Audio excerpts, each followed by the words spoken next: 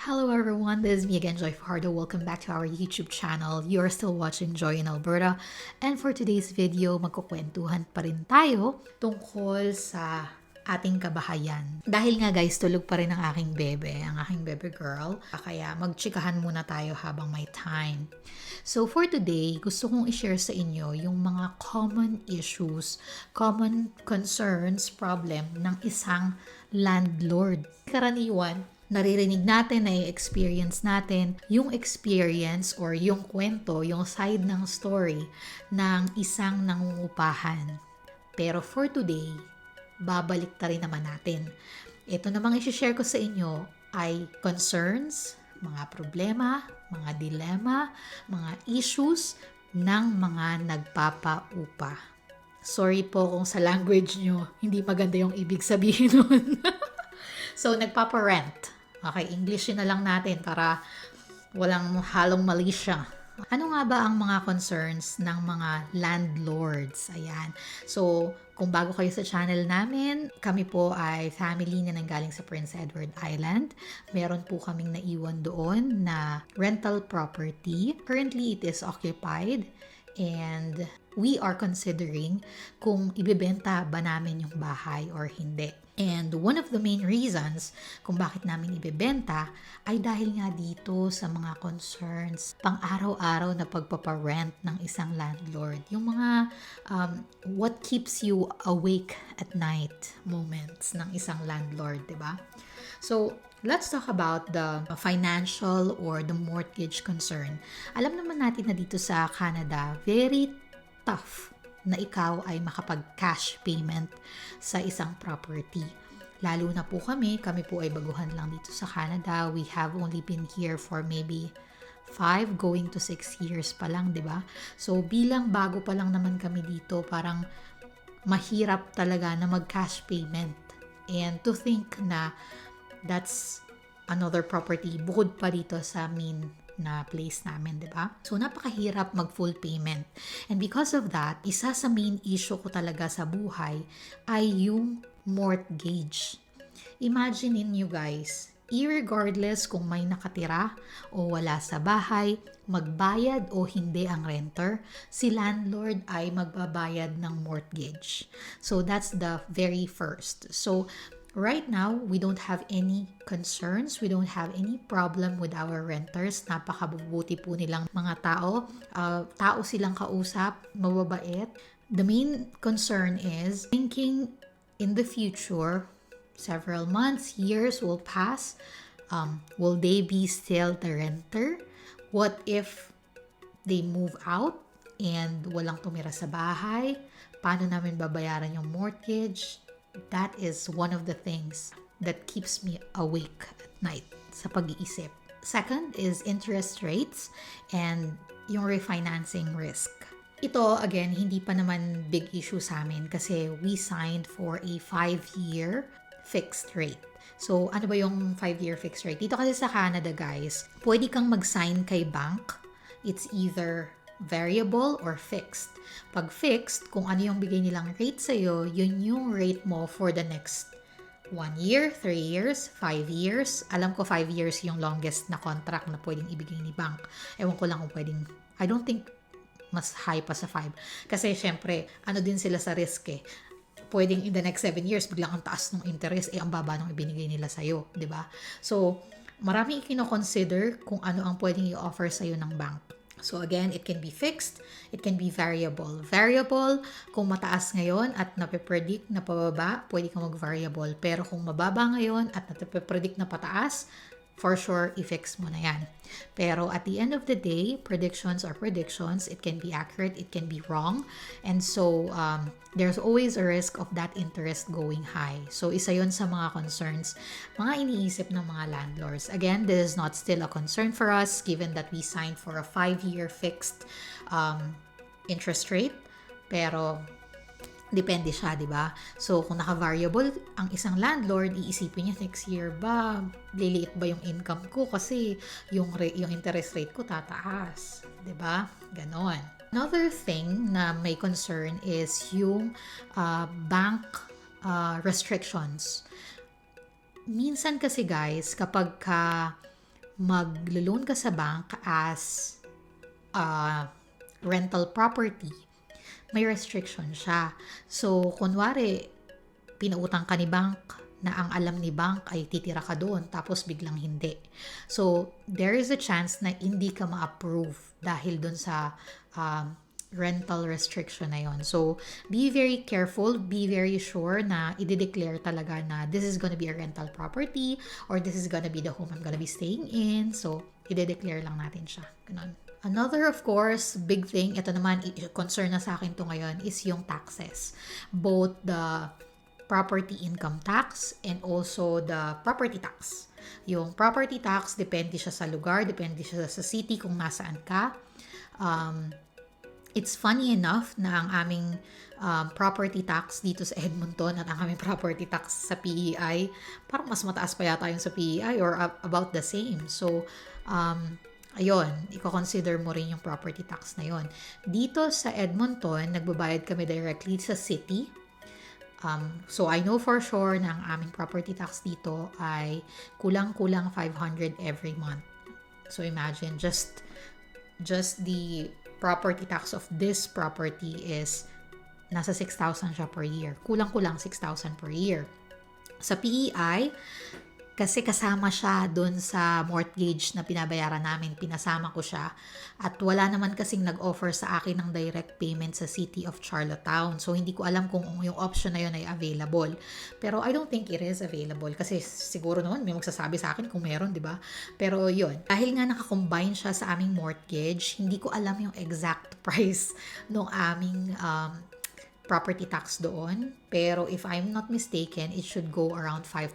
4,000 to 5,000. So, konti lang din yung diferensya. And then, of course, bilang tayo ay landlord, merong landlord insurance. So, depende pa siya kung madaming factors ganong kaluma yung bahay, ilan ang barn mo, ganong katanda na yung barn mo, bago ba yung shingles mo, luma ba yung shingles mo, meron ka bang solar panel. So, again, yan yung mga come into play in terms of magkano yung babayaran mong insurance as a landlord. Of course, pagkatapos ng mga financial and mortgage-related issues, another common problem ng ating mga landlords ay yung mga nakatira, tayong mga tenants, 'di ba? So, of course, kami, sabi ko nga sa inyo, swerte na namin at nakakuha kami ng maayos na mga tenants na kahit paano aalagaan talaga yung bahay, they treat it as their own, pero hindi lahat ng bahay ay ganun. So may mga times na grabe yung mga nasisira, grabe yung mga damages, di ba? Isa yun sa mga issues. At saka may yung mga iba hindi marunong magbayad, yung mga ganun. Sabi dito, if a tenant stops paying rent, it can take months to evict them due to the tenant protection laws. So, yun yung isa sa mga dito kasi sa Canada, yung tenant protection law is very in favor of the tenant. So, it might take a while before you can evict someone from their home. So, I mean legally, di ba? Another thing is yung unexpected cost na related sa mga damages or maintenance, katulad nung sa amin. Although yung sa amin, hindi naman siya unexpected talaga. Nagpalit kami ng shingles. Nung isang beses naman, ayun, may nasira yung sa heat, no? Hindi ko alam, yung boiler yata yung nasira. So, may tumawag pa ng tao. I think, hindi naman mahal na mahal. I think 300 lang naman, may inayos lang. Tapos, kunwari, masira yung washing machine. Minsan, kailangan mo nang bibili ng bago or, alam mo yun, papalitan mo na siya instead na ipaparepair mo. Naalala ko yung washing machine namin sa bahay namin talaga sa Jardine, yung primary property namin sa PEI before. Nasira yung washing machine. As in, para siyang pagka nag-washing ka, para talaga siyang may buhay na sarili niya. Kaya niyang lumabas ng bahay mag-isa. Very independent yung washing machine namin na yun. So, nung pinatignan ko siya, I have to pay $115 with tax, I think. $115. Pero ang sinabi lang sa akin nung nagpunta at tumingin ay, I'm so sorry, I can fix it, but to change the broken parts, you're better off buying a new one. And I paid him $115 for that. Yun lang yung sinabi niya sa akin. Okay pa rin naman kasi tama naman siya kaysa nga naman bumili ako ng parts tapos bubuuin niya, babayaran ko siya. Ba't hindi na lang ako bumili ng bago? Pinakamahirap kasi guys, siguro na issue sa isang bahay ay yung plumbing talaga, no?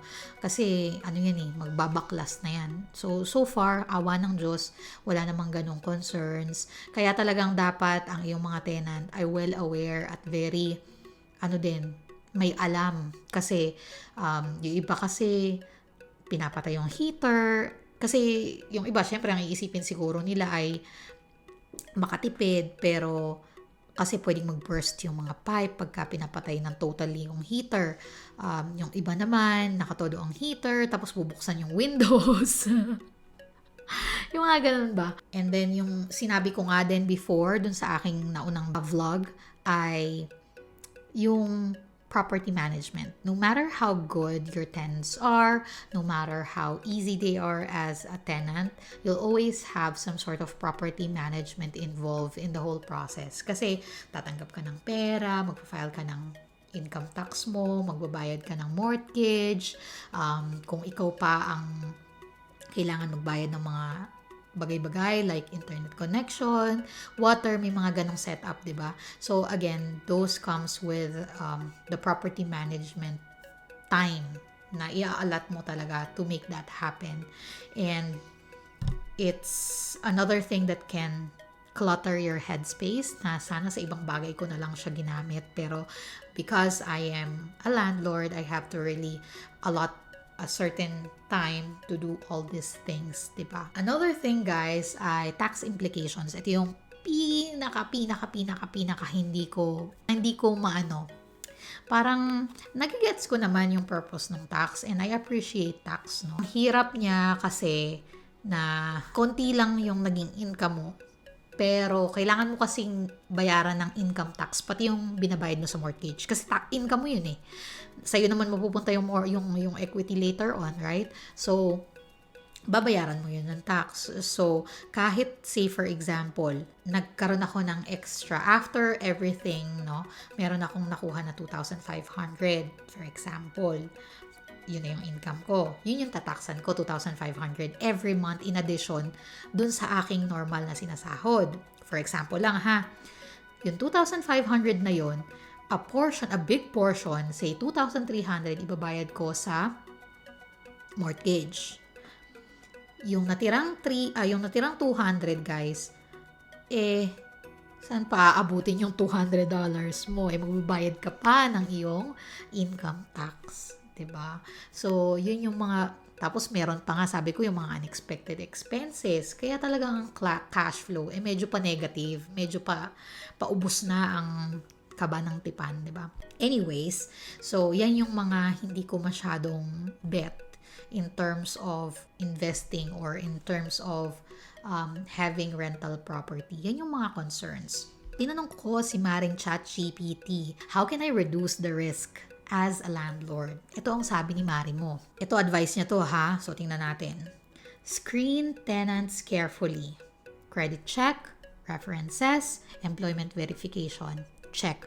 Maganda yan. Kasi nga, sabi ko nga sa inyo, paano kung walang trabaho, hindi makabayad, it will take time for you to evict the tenant. Diba? So screen tenants carefully. Check. Sa amin naman, we're good. Hindi namin issue. That's fine. Have a solid lease agreement with clear rules and responsibilities. Ay, ito maganda to. Again, sa amin, okay naman. Maganda to na magsabi na pag aalis ka, you have to notify within this. The contract is 1 year. If you cannot finish the 1 year, you'll have to pay the balance. Parang mga ganon.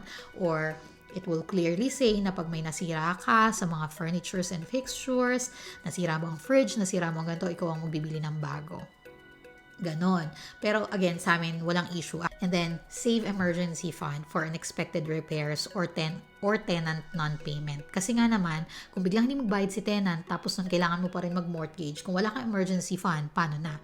Or, kung wala kang emergency fund, tapos biglang nagkaroon ng water leakage, hindi yan makakapag-intay. Water leakage is really an emergency. So again, you always have to have an emergency fund. Landlord insurance, check naman to kasi it's really a must to protect against damages or lost rent. Yeah, you always have to have landlord insurance. Learn about provincial landlord-tenant laws to avoid legal trouble. Tama. Okay, so very common naman yun. Yun lang yung binigay niya. Wala masyadong ganap. Kung wala yung mortgage side of things, kung hindi ko i-consider yung mortgage, I'm good. Kasi acceptable naman. Kaya ako nai-stress talaga sa tax, guys. Because of the fact na yung naiwan sa aming kaunti, napupunta lang sa tax, kulang pa. Pero in reality, if you'll think about it, yung part ng income na for us ay napupunta naman dun sa mortgage. And at the end of the day, the equity of the home, magiging sa amin naman. Yun yung part namin dun sa income. The problem is, and this is what I realized, na pag naka-mortgage ka, matagal ang payoff ng income. Hindi mo siya marirealize on a monthly basis. Kasi yung income na dapat para sa'yo ay ibinabayad mo muna sa bangko. And if you wanna get it, you'll have to sell the property, you get the equity. That's your portion of the income. The problem is, you already paid for your personal income tax. When you sell your property, you'll pay for a capital gain tax as well.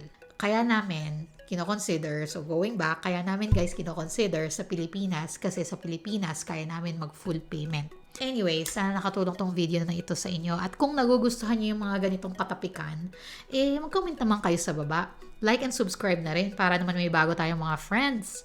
Maraming salamat sa pagsubaybay. See you soon!